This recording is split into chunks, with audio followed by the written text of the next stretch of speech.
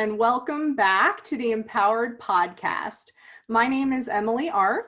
I am a creator, a psychotherapist, an educator, and this is a place where I talk to people about ways to connect their head and their heart to live the most abundant life possible.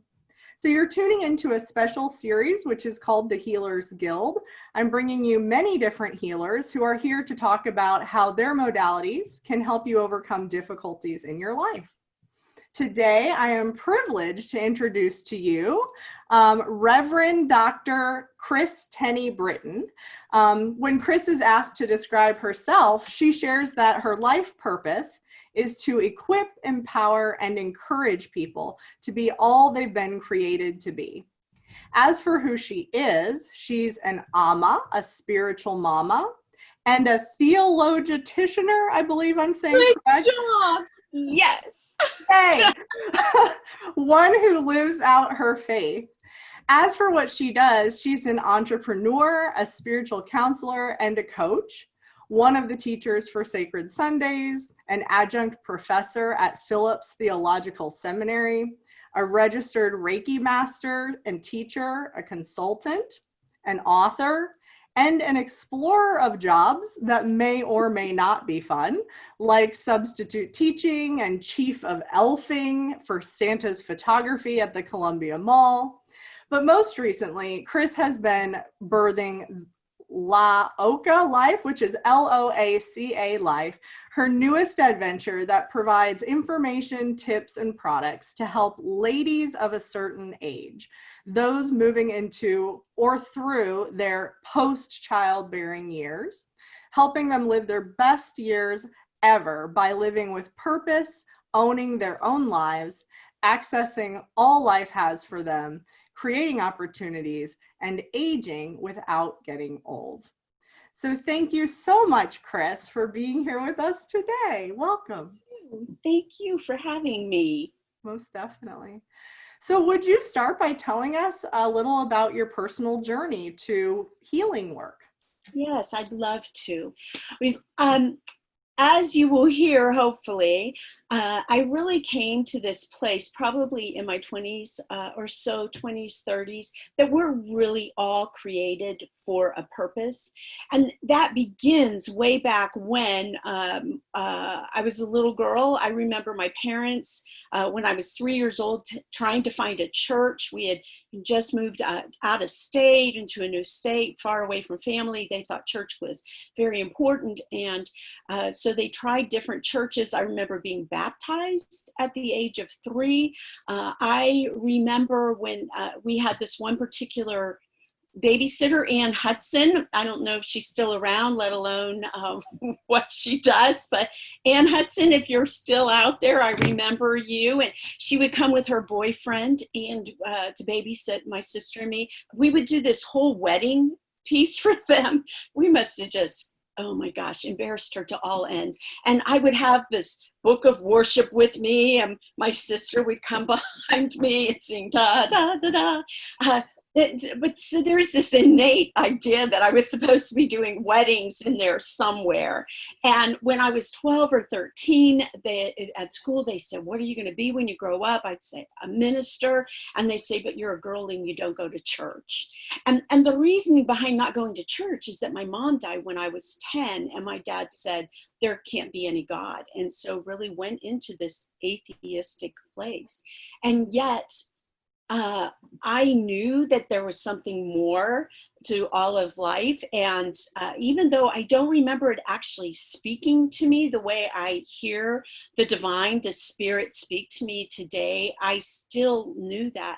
But the problem then became, I don't hear voices or, any, I just have these powerful senses and in my head, and these thoughts that are thoughts I could never come up with. This friend says to me, don't sell yourself short. It's like, I know what I'm capable of doing in big and horrible ways even. But this, I know, is this voice in this different place. But then being told it doesn't exist. There weren't people who understood that language. And so, by the time I'm 13, I'm using drugs and more drugs and more drugs. And at 17, I quit school, dropped out of high school. school, and I went and lived on the streets and did more and more drugs and a lot of things that are illegal, that, you know, in places I never should have been.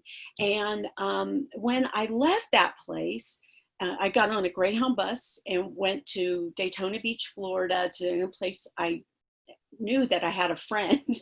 And I went to see her. Her name was Faith, of all things. And I went to find Faith. I had to find her. I didn't even know where she was specifically. And I went to find her. But the voice, that voice said to me, you're going to where people don't know you. Who do you want to be? And I said, I want to be somebody who people respect and aren't embarrassed to be around. And the voice said, you can do that. So I went and wasn't exactly successful at that. I met what I thought was a Prince Charming and was just another addict and alcoholic just like me. And the best part of that 12-and-a-half-year relationship was 3 children, 3 wonderful children. But it was bad. It was really, really bad. But one morning, I am getting to where we are. So one morning, I woke up, I was 22, and this little voice kept saying, go to church, go to church, go to church. And that was the most ridiculous thing. I didn't recognize that voice, except, you know, this time it's really go. And so I got up. The only dress I owned, I had stolen a few years later. Actually, I'd borrowed it, but forgotten to return it. And put the dress on and went to the only church I knew that was nearby. And it was a church, a denomination that my aunts used to go to, and they would take us to when they'd come and visit from out of town. And the minister was talking about a boy down the street who tried to hang himself that Friday, unsuccessfully, was comatose in the county hospital, and was blaming the congregation for their not having children's and youth ministries. So I left there crying. I knew I was supposed to be there that day, saying, wow, I had a troubled childhood, youthhood, and I really would like to be part of this. And this wise minister said, let's talk about all of that. Meanwhile, I'm still an addict, active addict. I mean, still an addict, but it's active addict, active alcoholic. But, you know, my youth, it was all about my youth and everything. And I got onto this path where I became to really recognize that voice, so that when that minister asked 6 months after that, has anybody ever thought they don't want to do anything but, you know, work for God? The voice said, raise your hand, raise your hand, raise your hand. And there I was. And that then set me on this trek to going to school. I had a GED. So I had to figure out, I had to have one of my ministers along the way teach me how to apply for college, and, you know, how to get, I didn't drive, so he had to take me to the college for my interviews, you know, all of those pieces. They taught me how to file, and, you know, gave me a job in the church as a church secretary. And my previous experience had been illegal or in McDonald's and the like. And I ended up in this Bible study or prayer group, actually. And we were talking about these different ways of connecting to spirit. And this question that had riddled me was, how can somebody be in the church like my father and mother had been, and then say there's no God? And it started to strike me that they had relationships with the church, but not with God. And that then, there's where that shift began to happen. And I began to hear the voice more and more often. And it would tell me, like this one time it said, take a heating pad to some conference. And I put this heating pad in and out of my suitcase about 5 times, arguing with, what the heck are you thinking? And taking it out and finally getting to the conference and somebody asking me within a few minutes, do you have a heating pad? Because somebody had fallen down the steps of a bus and needed a heating pad. So then it was, okay, that's that. Okay, like stuff that I couldn't even, I think it's ridiculous, right?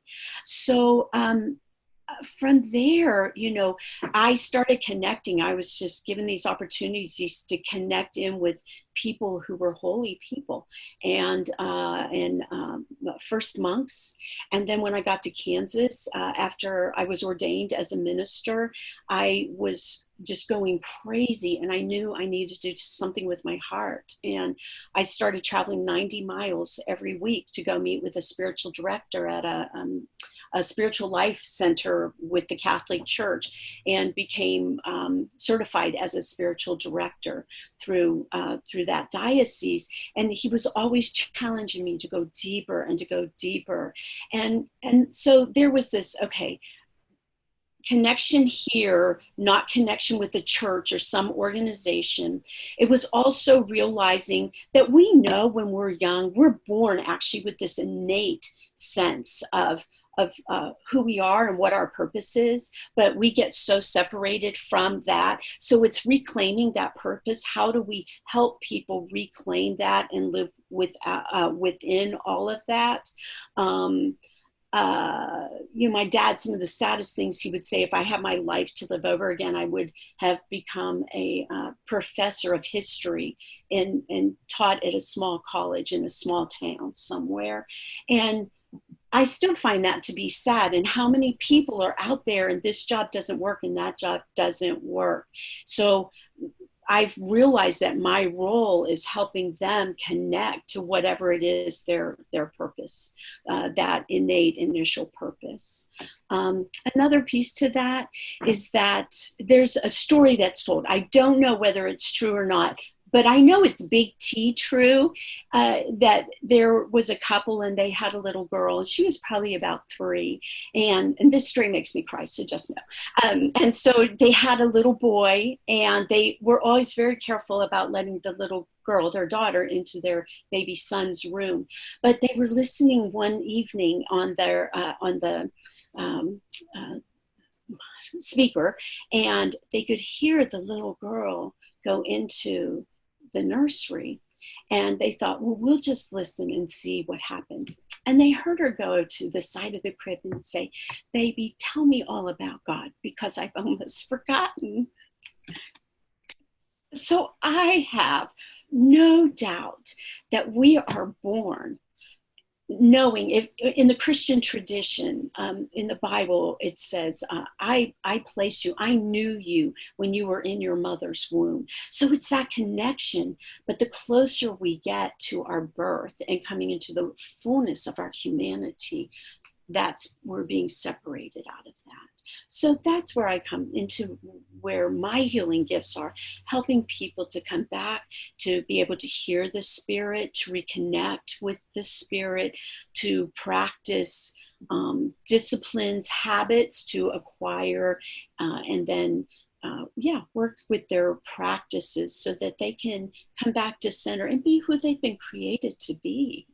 Beautiful. Yes. Well, as you're talking about, spirituality and purpose, I think that in my work around trauma, I often describe that what we're doing is helping someone restore themselves to wholeness.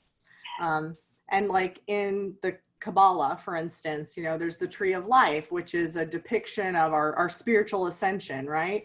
And the theory is that when we come down to earth, we fall through all of these gates, and that's the fall, So this story that you just told about the little girl telling the baby, remind me about what I've forgotten, that's what I think of the healing process to be.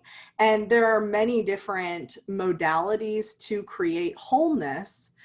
Sometimes people enter through like a traditional psychotherapy because we live in a Western society and that feels acceptable, but sometimes people enter through spirituality, through addiction recovery, through all types of different methods that lead to the same place ultimately. But what I love about your background is similar to mine. You have a very eclectic spiritual background. And even though there is religion involved in that background, you have a much more open perspective to spirituality and the role of all these different traditions in this path toward wholeness. So I was wondering if you would tell us a little bit about how does spirituality and your spiritual path relate to your purpose and relate to healing? Sure. It's coming back in this purpose of equipping, empowering, and encouraging people, that it's to give them tools and to empower them to work with those. You know, I have fired clients in the past because they don't want to do the work, and it's, you know, I'm going to stand by you and walk with you, and work with you as long as you're willing to do the work, but I'm not doing your work for you, right? So that's that empowering to do this. And then encouraging them. I used to want to be a cheerleader, but I didn't fit the model, you know, the model of being a cheerleader way back when. So, you know, in fact, I was just doing this on the phone with someone last night going, this is me applauding you, right? I'm just saying way to go. And so that's that purpose, that bringing it back and together. And I want to say this real quick. I'm veering, I know, you probably had to remind me where we were going. I did a study and wrote a study actually years ago about healing, and talked in terms of physical, emotional, mental, and spiritual healing. So as you're talking about these, you know, different parts, these different modalities and whatnot, and the bringing of all of that together. And I was working with a couple of doctors, physicians, and they really challenged me. They could understand a little bit the spiritual, but they didn't like me separating the mental and the emotional. And so it's that body, mind, spirit part that we talk about, but we sell ourselves short, I think, when, you know, we just talk about body and we just talk about mind, and we can't understand the emotional and the mental aspects of ourselves. And then that spiritual, which it's not just about spirit. When I hear spirit, I think of something bigger, you know, that it's that spirit that we connect. So the brokenness isn't the spirit that's broken, as our bodies might be compromised, right? Because when I think about mental and emotional, I don't like to think of that or to say to people, you're broken. It's more, right? It's that compromised part, that and so spiritual as well. It's a spiritual piece of us that has been compromised for any number of reasons. And one of the aspects I was taught, or principles I was taught very early on, was that know your limits. And so if you're working with somebody and what you're seeing or they're saying, what you're sensing is not spiritual, but it may be emotional or mental or even physical, then you need to refer. So in fact, one of my first learnings was refer. You know, so it's knowing where those are, or at least when they're out of your area of expertise. Definitely. I agree completely. I'm a huge advocate for working within your area of competency. Yes. And that's why, you know, even in this series, I wanted people to be depicted who are competent practitioners of an array of different things. Because sometimes you either don't get a very competent practitioner, or you get someone maybe who, because of their own blockages or imbalances, are not referring out appropriately. You know, many of the people that, going back to Maslow's hierarchy, for anyone who's, you know, knowledgeable of that, it's just a hierarchy of needs to understand that we have to build on our needs, right? So you can't really focus on love and belonging if you can't pay your bills and have food to eat, for instance. But a lot of people that come to see me are still in that kind of survival mode, or working up into, you know, love and belonging. But by the time we get to probably a lot of the work that you see, which is closer to self-actualization, is where you're going to do a lot of spiritual work.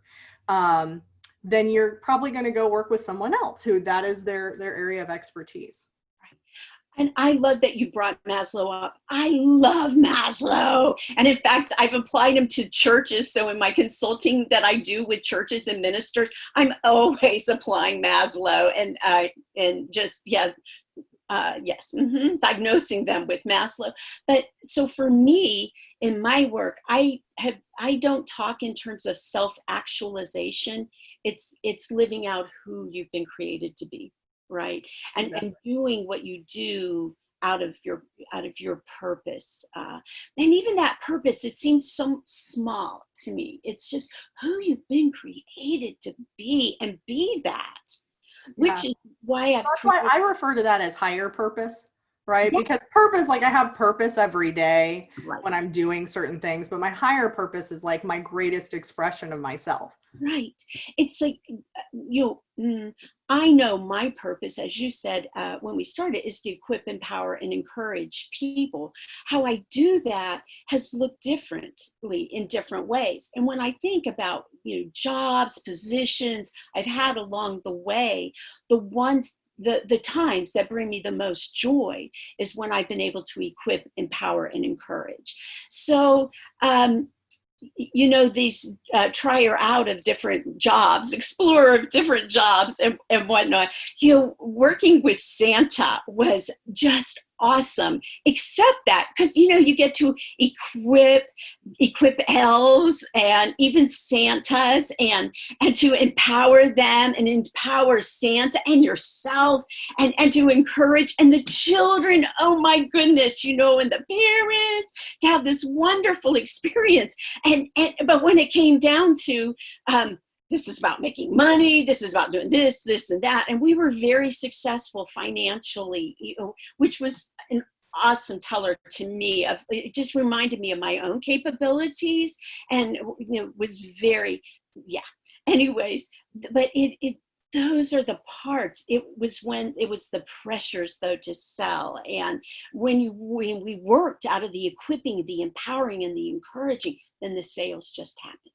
Right? We didn't have to use the tips and the tools that the photography company kept trying to get us to use. At one point, we're like, forget it. Which in and of itself is a huge paradigm shift, because we live in this culture that's entrenched with capitalistic mentality, which is all about the bottom line. And the irony is that the people who are consistently meeting their bottom line and exceeding it time after time are the people who are in alignment. Right. Exactly. Beautiful. So I'm wondering, you're doing ladies of a certain age now. Who are the types of individuals that you're currently working with, and how do they come to you, and what kind of issues are they coming with? Sure. So let me do two different pieces. Here's my two different pieces. So I work with Theology, which is my spiritual counsel and direction manifestation, that part of me. So that's where I work with clients directly. The Theology for me is this place of tea and talk. When people come, we drink tea, hot tea during the summer or winter, and iced tea or lemonade, limeade during the summer. We sit, I'm in my, we call this the mystery room for several reasons. And generally, almost always we meet in here. With COVID right now, I'm meeting all but one client via Zoom and or FaceTime, and this client just doesn't do that. So I've said, as long as you're willing to meet outside and you have to sit at one end of the table and I sit at the other end of the table, and on the days that it's rained, we've had to make other arrangements for meeting. Not that day, because we're not going to meet inside. We haven't had, except for our little germ pod family, since March, and we're sticking by that. LOACA, though, came to me talking with somebody at Heart, Body, and Soul, one of our people who comes and does classes and sessions and a lot of body movement. And over the years, we've been talking little bits and pieces. And she also came to one of the Sacred Sunday sessions and talked when she introduced herself at Sacred Sundays, folks. We start with gratitudes, and her gratitude, she mentioned menopause, and I'm like, there are men here and we do not talk about men. I've never heard anybody talk about menopause in a group.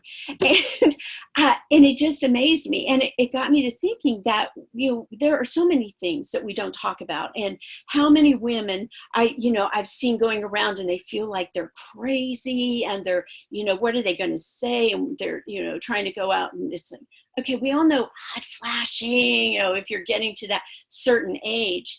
And after talking to this woman, she was doing this healer herself. She was saying, yeah, this is something my work brings together, this aging and the changes in your body. So we were trying to think, what do you call these women, you know, that we're aging, if you will, you know, we're getting older, but we don't want to be old or refers to that. And, you know, in this COVID thing, 60 or, you know, 60 and older, you know, I saw 50 the other day, 55. I know I'm aging, I'm not old. And so we were saying, what? And one of us said something about women of a certain age. And I left that day and said, you know, there needs to be a website. There needs to be a service. So I told my husband, because he helps me get my website things together. And I said, I need a new website. He said, okay, what is it? And I told him it's for women who are in premenopause, perimenopause, menopause, and postmenopause. He's, yeah, moving his eyes around his head. He said, what are you going to call it? And I thought WOCA, and it didn't make sense. I woke up the next morning. I said, it's LOACA, ladies of a certain age, because we think we're crazy, or people, you know, you're fanning in the middle of winter and they're thinking you're crazy. And so that LOACA, that crazy woman, but you have to throw the A in there for ladies of a certain age. So we have only just launched. We launched about 3 weeks ago. We're providing material up on Facebook. We've got articles at LOACA.life. Blogs are coming out in another couple of weeks. We'll start on our YouTube channel, LOACA Life Live, where we'll be doing interviews. You have inspired me, Emily Arth, that we'll be doing videos with LOACA who are living that LOACA life. Beautiful. Healing, helping them become who they are rather than writing themselves off. Yes, who they're becoming, right? Sometimes when we're aging, we think that we're no longer becoming, like we became and now we're going already. Well, it's true. It's true. It's owning our life, and our whole section on owning your life is about thinking what your life was going to be about in retirement, or, you know, as you're coming into new places and things happen, it's not the life that you thought you were going to have. So Sherry Hobbin, my good friend Sherry, my best friend Sherry, heads up that section as someone who retired at 71 and really thought this is the way it's going to be, and had a horrendous accident 3 months after she retired. And speaking of brokenness, her doctor at one point said she was broken, and she's thinking, you know, I'm 71, how can I be broken? So she's helping women, LOACA, who to say, okay, how do I own my own life and make my life what it can be, what it was meant to be who I'm supposed to. I hate that word supposed to. I try not to use it. Who I want to be. Who I want to be, who I've been created to be. Definitely. Beautiful. Well, Kris, thank you so much for spending some time with us here today to share about all of the eclectic work that you do as one individual to bring together this higher purpose for people and to help them bring more meaning to their lives. It's useful work and we need you. So thank you. Well, thank you, and you're welcome. I'm very grateful. Thank you for this opportunity and for letting me be part of the Healing Guild too. I love it. Of course, you're part of the Healers Guild. And to all of those who tuned in today, I'm sending you all abundant love. I hope that you will join us again for the next episode of the Healers Guild. If you'd like to learn more about Kris's work, you can learn about her beneath this video. I will link information to her websites.